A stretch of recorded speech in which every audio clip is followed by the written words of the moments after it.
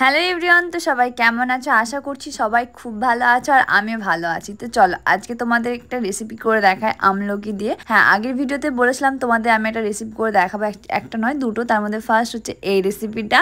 তো দেখো, প্রথমে আমি আমলাগুলো বা আমলকিগুলো সেদ্ধ করে নিয়েছি হাফের মতো।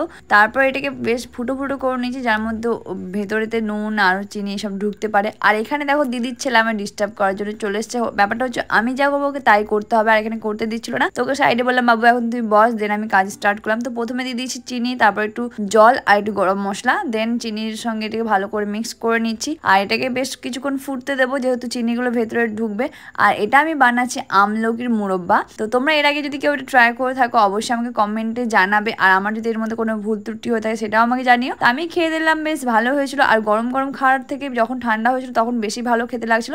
ভিডিওটা ভালো লাগলে লাইক, কমেন্ট, শেয়ার এবং subscribe my channel. Thank you for watching. Bye bye, দেখা হচ্ছে নেক্সট ভিডিও।